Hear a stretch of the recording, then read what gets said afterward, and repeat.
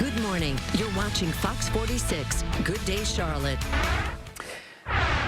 7:22, welcome back. So earlier this week, Fox 46 told you about the hashtag cancel Netflix that's been trending on social media. This was all over the French film Cuties. The movie follows an 11-year-old girl living in Paris who wants to join a local dance team. But some argue it sexualizes young girls, or more so the image that Netflix put out about it sexualizes young girls and entices the wrong type of attention.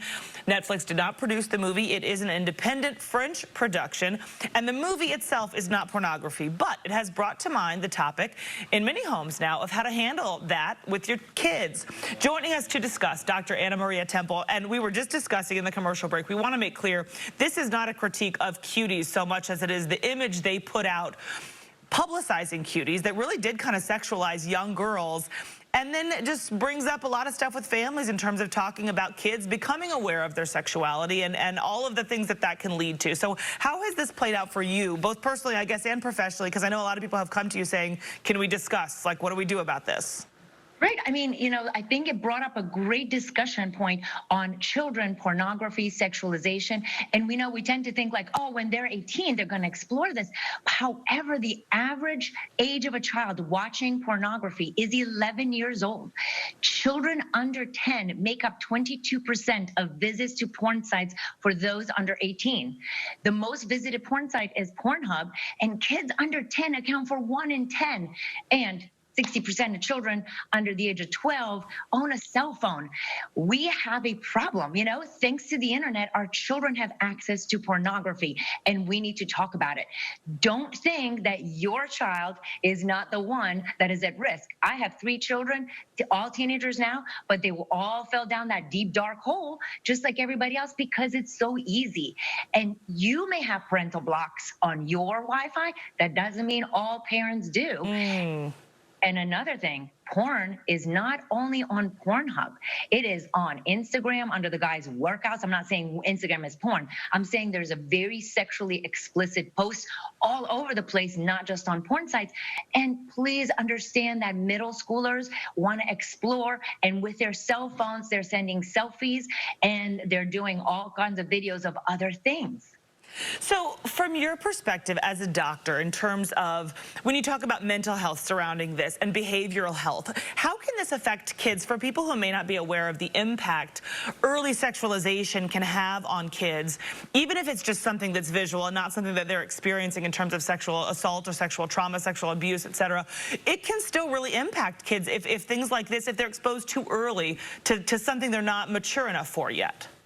Right, their brain has no idea how to process this information. Girls, women, we're all self-critical to begin with. And now little girls are being exposed to this, and they look at their bodies, they look at what's on a screen, which is not the normal, which is not reality. And then that becomes a giant self-image issue. Also, boys are, we're trying to teach them respect and boundaries. When they're watching these films, they don't understand. They're seeing that it is okay to treat women in a specific way, or your partner in a specific way, or that this is how sexual situation happen. And none of this is normal. And the children don't understand that this is not normal. It's on TV or on Google. You know what I mean? It's going to be normal. Okay, so speaking of normal, a lot of people grew up in families or are currently in families, are parents of families, where it's not normal to talk about sex openly. How do you do that? Do you have recommendations for people, for clients, or in your own family to kind of normalize that and make that easier for parents and kids to be able to converse openly? It is so hard, and you want to like puke in your soup, right? Because you're just like, I don't want to bring this up.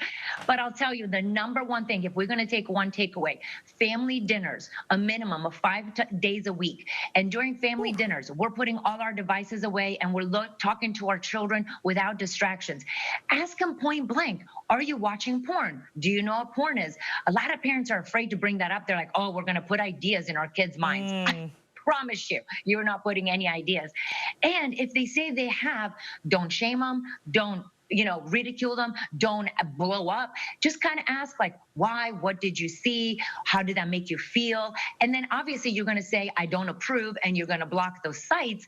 But not talking about it just means we're burying our heads in the sand, and our children are left out there flailing and getting misinformation.